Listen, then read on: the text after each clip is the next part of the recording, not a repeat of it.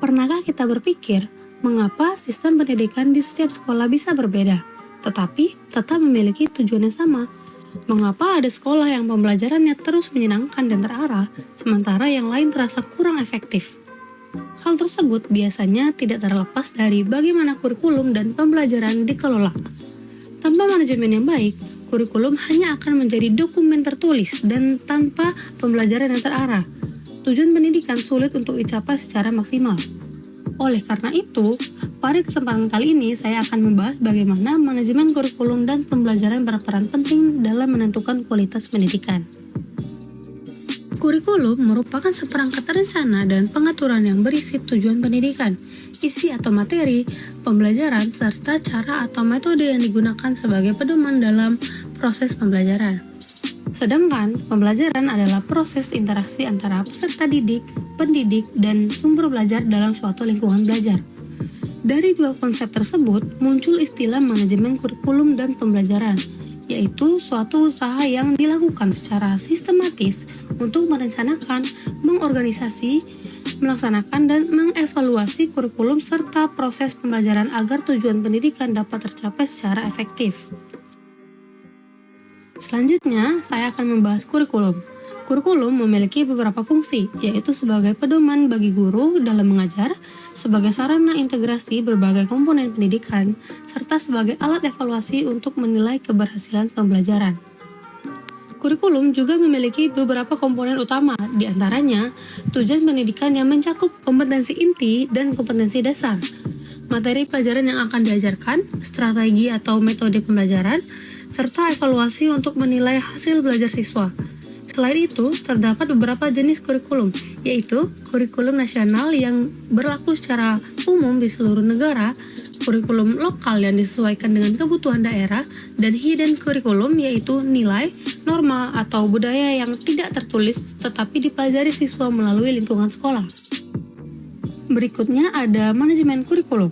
Manajemen kurikulum terdiri dari beberapa tahapan. Tahap pertama adalah perencanaan, yaitu melakukan analisis kebutuhan, menentukan tujuan pembelajaran, serta menyusun silabus dan RPP.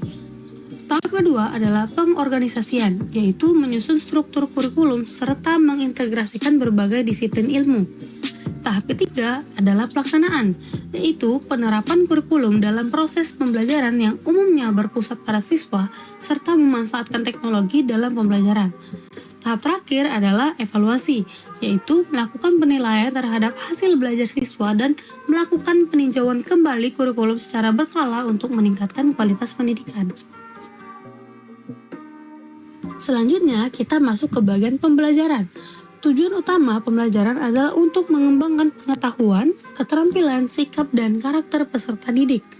Dalam proses pembelajaran, terdapat beberapa komponen penting, yaitu guru yang berperan sebagai fasilitator, peserta didik sebagai subjek aktif dalam proses belajar, materi pembelajaran, metode dan media pembelajaran, serta evaluasi hasil belajar.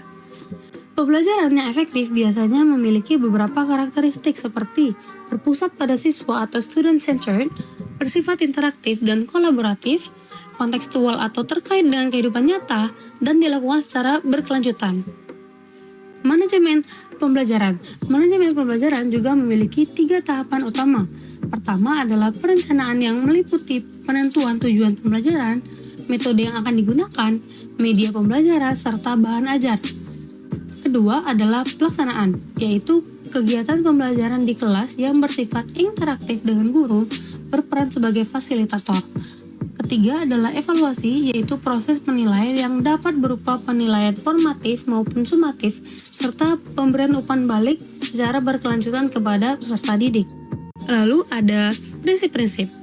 Dalam melaksanakan manajemen kurikulum dan pembelajaran terdapat beberapa prinsip penting, yaitu relevansi, kurikulum harus sesuai dengan kebutuhan zaman, efisiensi, yaitu penggunaan sumber daya secara optimal, fleksibilitas, yaitu kemampuan untuk menyesuaikan dengan kondisi dan kebutuhan lokal, keterpaduan, adanya sinkronisasi antara kurikulum pembelajaran dan evaluasi, dan yang paling penting adalah berorientasi pada peserta didik.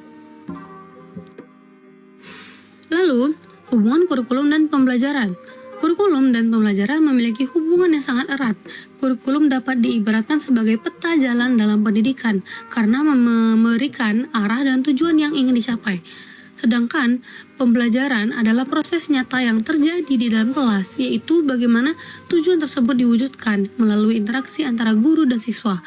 Dengan kata lain, kurikulum memberikan arah, sedangkan pembelajaran memberikan kehidupan dalam proses pendidikan.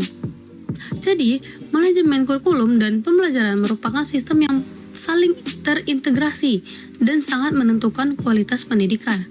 Kurikulum memberikan struktur dan pedoman, sementara pembelajaran memberikan makna melalui proses belajar di kelas. Melalui evaluasi yang berkelanjutan, sistem pendidikan dapat terus diperbaiki sehingga tetap relevan, efektif, dan mampu menjawab kebutuhan perkembangan zaman.